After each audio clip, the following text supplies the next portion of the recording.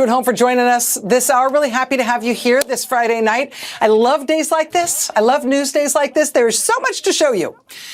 Here's Pittsburgh, Pennsylvania today. People turned out to stand up for science. That was the name of the protest.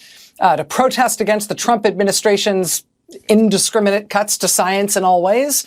You can see some of the signs here. Fight for science. Defend the NIH. Defunding research is a recession plan. That's actually quite true. Here's a good one. Quote, budget cuts create all kinds of trouble. I had to look that up. Alkynes, A-L-K-Y-N-E-S, alkynes are organic molecules made of the functional group carbon-carbon triple bonds. They are unsaturated hydrocarbons.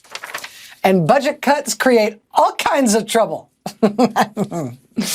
Here's another good one in Pittsburgh. Got polio? No? Thanks, science.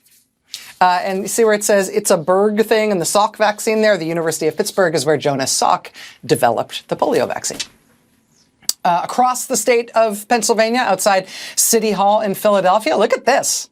This was this is impressive. This was the Stand Up for Science crowd outside Philly City Hall today. That's a big, look at that. That's a really big protest. Some good signs at the Philly protest as well. Your policy, defund the NIH, has been rejected by peer review. This is a good one. I feel like this one is special for Susan's birthday today. She loves Beaker from the Muppets. Susan, this happened in Philly today. This is the only orange Muppet I trust to tell me about science. Me. A version of this sign we saw a few different places today. I love trans mice. All right. I know you didn't listen to Trump's speech to Congress this week. I saw the numbers. It was the least watched Trump State of the Union or joint speech to Congress of all the ones he's given. So I know you didn't watch. But one of the things he said in his speech was that one of the terrible liberal things that his top campaign donor had discovered was happening in government was research to make mice transgender. And he said that in his speech, and all the Republicans gasped and laughed and jeered because that was so terrible. Actually, it's transgenic mice. And transgenic mice are used in all kinds of laboratory research because mice are transgenic when they have been genetically altered so you can study human illnesses and conditions in them even though they're mice. It is transgenic mice, you numbskulls. But sure, go ahead and shut down all the labs studying all the diseases, because what are you, 5?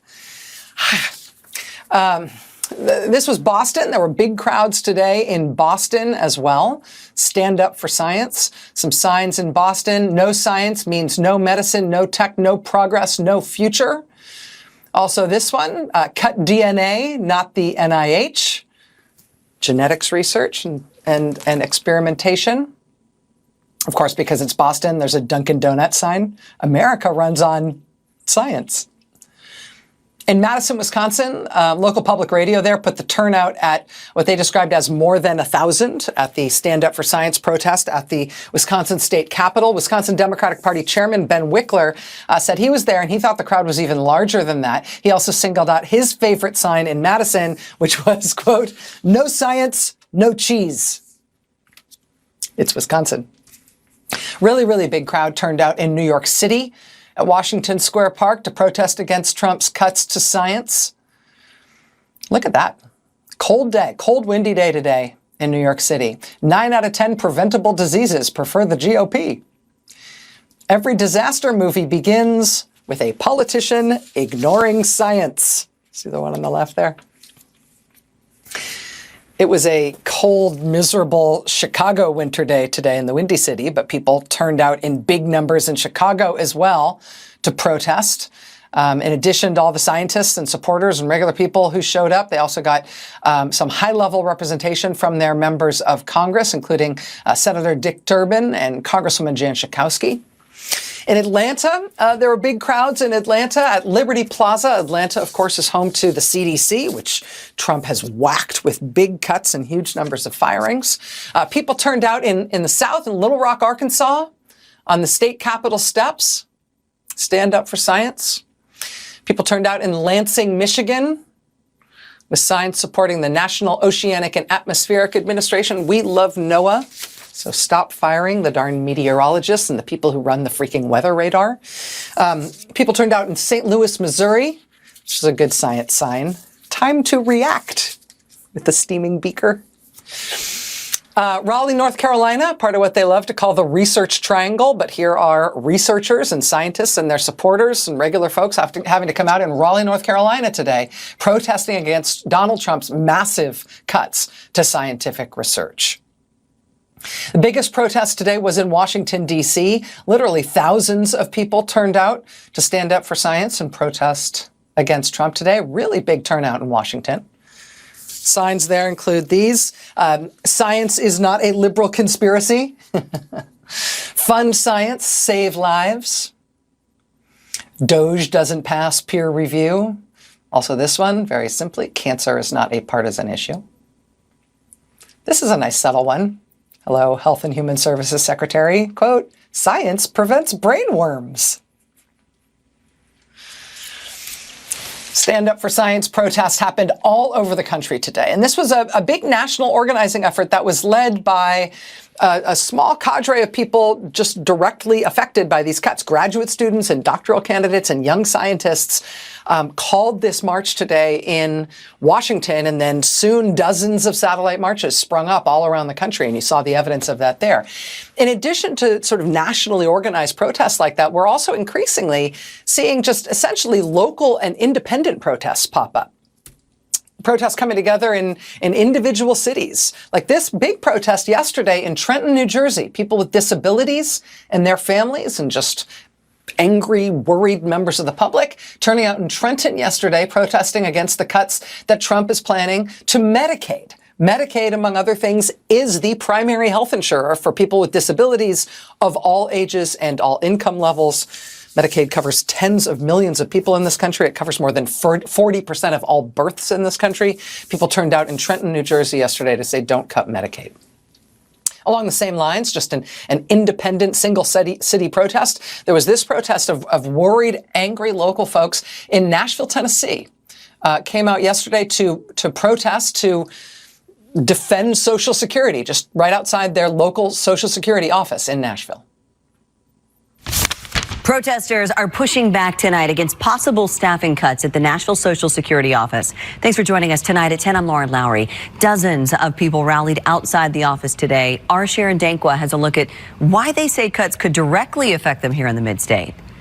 No closures, no cuts, protect SSA. Today, we're gathered here not just as individuals, but as a community of people who understand the vital role that Social Security plays in so many lives. Resources provided in this building, Jennifer Brinkman says so many could be taken for granted. I know firsthand how essential these offices are, especially this office right here. When my significant other, Greg, was diagnosed with cancer and could no longer work, we turned to this office for help. So when she heard the Department of Government Efficiency could cut Social Security staffing nationwide by 50%, she organized this rally. Our money we paid, cancel for SSA. I was in Nashville, Tennessee yesterday, some local coverage of that local protest standing up for Social Security. We've also been looking today at local news reports about brand new little grassroots groups springing up in places like central Minnesota. They're going to be protesting tomorrow in St. Cloud. Another one expected from a coalition of small local groups in Muskegon, Michigan this weekend. Republicans are now trying to sell the line that it is only paid protesters, professional, full-time protesters funded by shadowy globalists who are the people who are criticizing what Trump is doing. They are trying to say that none of these protests are real Americans and any criticism of Trump is somehow inauthentic. That is just, I mean, I understand why they might want to say that for political effect. It is absolutely belied by what we are seeing every single day all over the country. It's honestly hard to keep track of the numbers of different ways and different places and different groups that are standing up and saying no. Protests are happening all over the country all the time. People are also pushing hard to get their Republican members of Congress to meet with them, to answer their constituents' questions about whether they agree with what Trump is doing. Constituents are sometimes going to comedic lengths to try to get their members of Congress to agree to speak to them. It might seem like the packed room at the UP 1st Congressional District Town Hall had front row access to District Representative Republican Jack Bergman. But at a closer glance, you will see they were talking to an empty chair. That's because Bergman did not attend. They were invited. The receipts are here. What they said is they did not get a formal invitation. Escanaba resident Teresa Ross organized the town hall. Basically, I got mad and decided that phone calls to Representative Bergman's office was not cutting it, that I needed to do something more. Bergman hasn't held a town hall in the UP since 2017. In an interview with TV6 last week, Bergman said town halls had become too disruptive, but he shows up for constituents in other ways. He shows up for his constituents in other ways, just not when they're there in Escanaba in his district and they want to talk to him. Congressman Jack Bergman has apparently been too afraid to hold a town hall with his own constituents for the past 8 years. But they want to talk to him. He represents a district in northern Michigan. Next door in Wisconsin, tomorrow at 11 a.m., Democratic Congressman Mark Pocan is going to hold a town hall in his Wisconsin district, and he is a Democrat.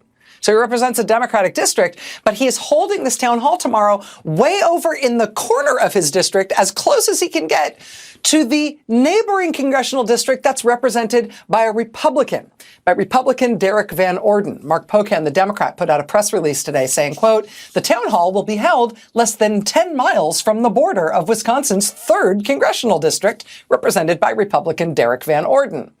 Congressman Pocan has invited constituents from both his district and the neighboring 3rd district to hear from a member of Congress.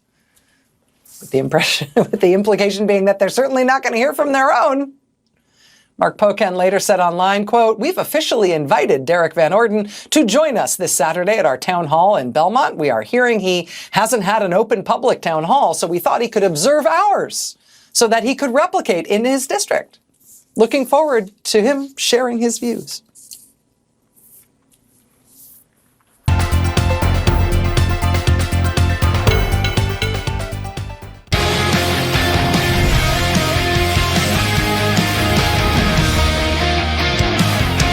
If canes, paddles, and ponytails didn't scare anyone, try guitar. Well, this is a song for all of those dreamers. We're looking for answers to come our way. Scientists, doctors, students, all seekers. We share in the hopes for a much brighter day. Democrats are going to need more than a guitar solo to sing the blues. They're going to need a whole band. This little light of mine, I'm gonna let it shine. Oh, this little light of mine, I'm gonna let it shine. This little light of mine, I'm gonna let it shine. Let it shine, let it shine, let it shine. Science lights the way. Science lights the way. Oh, God. Were those bubble guns? Did you see that? They were bubble guns. Insiders think the party's lost its way, and their response is, let's start a band and shoot some bubbles. Guess it's better than whatever this is. Yo, this is the Ranking Rizzler on Appropriations, serving Connecticut's 3rd District. It's time to enter your dark academia Congress era. All right, besties, House Appropriation is the money moves in Congress. We are not chasing the bag, we are the bag. Democrats are making life smoother through government funding. It's giving, it's giving. So Sigma, main character energy. See how I keep you informed? Very cutesy, very demure. Democrats said choose your fighter, and they chose 80-year-olds with canes, cracked hips, and banjos. Even Jimmy Kimmel's embarrassed. Yeah, we're not going to stand back and take it anymore. We're going to fight. What is that supposed to do besides embarrass everyone involved with it? You know, maybe I'll look into getting a medically induced coma for the next 4 years as a way to sleep it out. I'd take 4 years off, too, if this who I was fighting.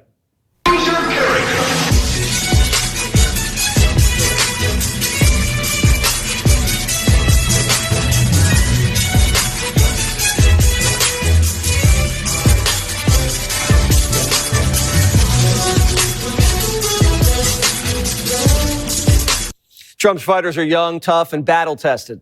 Democrats fought their way through traffic. That's about it. One congressman says this: "There's no question that somewhere between 6 and a dozen of my colleagues are at a point where I don't think they have the faculties to do their job." He just said there's a dozen Joe Bidens in Congress. Some of them want to be dancers. Some of them want to be tough guys.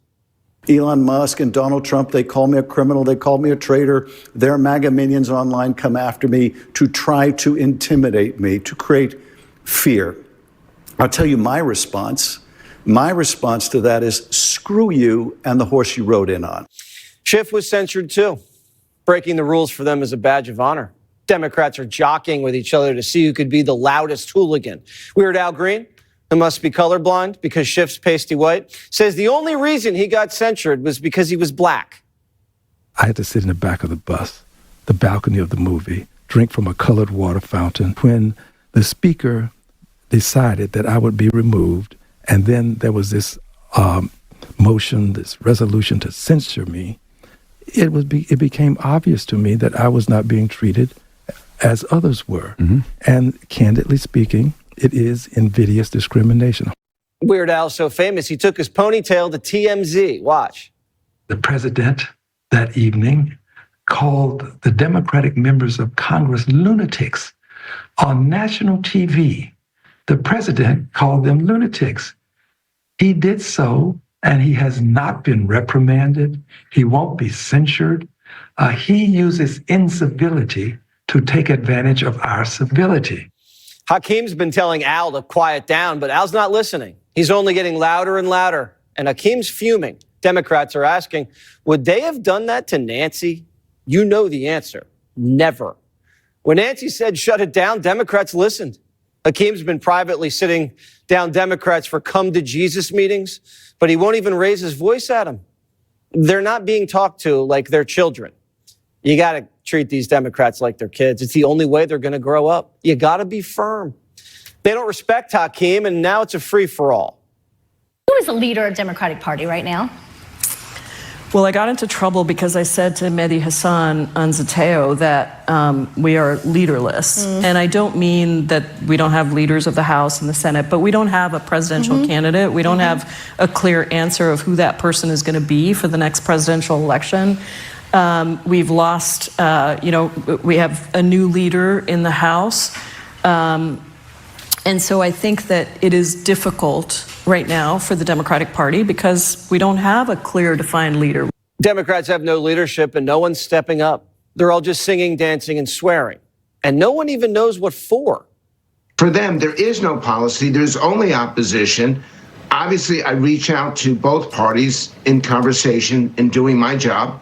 And I hear nothing from the Democratic Party in communicating a coherent agenda, in communicating a coherent message. Democrats are just the opposition now. So when Trump stands for popular things that the country wants, the Democrats stand against it, and then they become more unpopular. It's a bottomless pit, and they're all going down together. They're like trying to sort it out. Bro, it's like so funny they when they support try to each solve other, the they problem. go on each other's shows, and they're all in this together. Well, we need that on the left. Like, good luck. Yeah, you guys cancel each other if your Ukraine flag is too small. Yeah. 6 by 6. Yeah, you talk about each other for not having trans kids. You guys are out of your mind. You're not gonna sync up together. You're in a suicide cult. All this advice Democrats are getting is worthless. Post videos, drop podcasts, fight, sue, play possum. Not one person's told the Democrats, listen. You can't talk down to people. There's this like Ivy League pretentiousness in the Democratic Party, I feel, where they're like, we know better, and just, you must be stupid if you don't agree with us. And it's like, all right, well, I'm stupid. I'm dumb. Yeah. I'm dumb then. So why doesn't somebody meet me where I'm stupid and start at least making me feel like I'm not an asshole? Joe Conch is a Fox News contributor, and Dan Turrentine's a former Democrat advisor and co-host of The Morning Meeting. Dan, what's with all the singing and the music playing? Jesse, it's embarrassing. I mean, I guess fake it till you make it. I mean, I think a lot of them right now have kind of lost their minds. They're trying to kind of out-Trump Trump. They're not being who they are, right? Trump is an authentic street fighter. Like, it comes natural to him to do the taunts, to try to get in people's heads. We need to go back to just like the basics here. I mean, we need to, first off, there was just an election.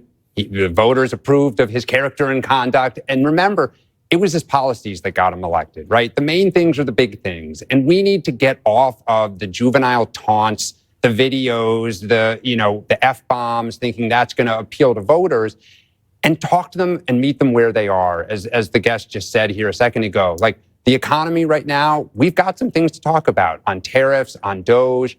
We need to be focused on the main things and not this silly stuff about, videos and canes.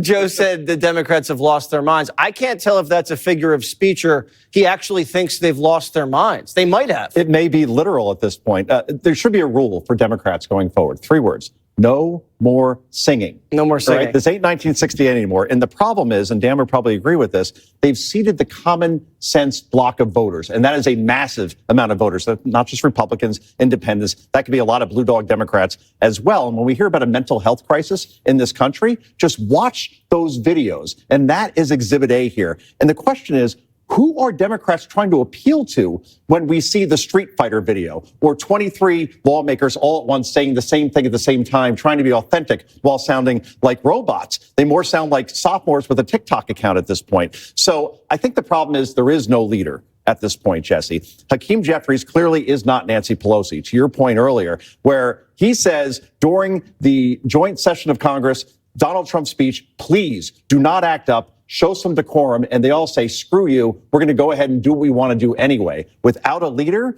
there's no message, and that's the problem now at this point. They think the problem is messaging when it's really ideology and it's worldview. They're on the wrong side of every 80-20 issue, and that's why they've seeded that middle that they may not be able to get back for some time. So if 80% of the country, Dan, doesn't want boys playing in girls' sports, but 100% of D.C. Democrats do, why is that? Well, look, I think we're going to see here with Gavin Newsom. I think Gavin Newsom came out and said it. The big question now is how does he handle the attacks that are going to come in, right? What do members of Congress say? I think there are quite a few members of Congress that agree with Gavin Newsom, that would like to move past these issues. To your point, arguing on cultural issues right now is not going to get us out of the wilderness. We really need to focus on the bread and butter issues. Trump got elected on the economy and on inflation. And as I said before, there are signs that voters are beginning to get anxious, that they have questions, that they would like to see more from him. And so we have issues to talk about. We have to come up with a platform, not just criticize and hold Trump accountable. But I think you will see that hopefully soon. And hopefully this was the kind of bottom this week of the barrel. They can make hay out of the tariff game, but I believe the Teamsters just came out and said, it's about damn time. Someone stood up. We're supporting these tariffs. That can't play within Democrat politics because they're supposed to be the union party. And remember, during the 2024 campaign in October, the Teamsters came out and would not endorse Kamala Harris. Then we saw internal polling showing Donald Trump being down by 10 to Joe Biden among the Teamsters to up 30. So he's appealing to those folks because they get it at this point. Democrats need to take the 1994 playbook from Bill Clinton, who was street smart, pre-Monica, right? Bad at unforced error, blue dress, the whole thing. But in 1994, he takes a shellacking in the midterms. Right. And Newt Gingrich is now the new House Speaker, Republican. He could have gone far to the left, more far to the left, or go to the center. And he said, you know what? I want to get reelected in 96. I'm going to work on welfare reform and balanced budget amendments. And he won easily in 96. Democrats now, Jesse, they're going in the opposite direction. Pull a Bubba is what you're recommending. Pull a Bubba, go to the center. Don't go to the left. And they're doing that. We're getting some new sound. I guess this is Carville. They call him the Raging Cajun. He took us behind the scenes, what it was like after Biden face planted at that first debate and what the donors were saying. Listen to this. Speaker Pelosi and Leader Schumer, they went to the White House. Their message, like you would expect, was not particularly well received. But it was clear after that debate. I was in a room with 60 Democratic donors that morning, and it was just brutal. And you could see that and I said, just call and say, no mas, no more money. That's it. So you do something different, we're not going to fund this disaster. And I think had a part in it. I did play a role in that. So they just pulled the plug on the cash, Dan. That's what really happened. I think Nancy Pelosi tried to basically dissemble the campaign piece by piece, and donors were one of the levers that she had to pull. The George Clooney op-ed was a shot across the bow. Jeffrey Katzenberg, who was the chair of the campaign, she did it right to Hollywood, the base of his support. It's true. The party, Nancy tried it the kind of easy way behind closed doors. When he resisted, she went public kind of piece by piece and took the campaign apart. And the people that had, I guess, the most blood on their hands, Barack Obama and Nancy Pelosi, nowhere to be found. Chuck Schumer. They've just disappeared. I mean, they've literally disappeared from the scene. Where is Nancy? Where is Nancy? She was at the joint session address, but she didn't really look like she wanted to be there at that point, Jesse. No. What bothers me about the argument about the debate is that it was like a surprise. Like, boy, we had no idea Joe Biden was in this state. We've been talking about that on this network since the 2020 campaign. So the fact that Democrats were surprised and, oh my God, we got to pull the plug, they should have pulled the plug well before he even announced that he was running. They got caught. That's what happened. Exactly. All right, Dan, you survived. We weren't that bad. For now. Thank you so much. Good to see you, Joe. Thank you.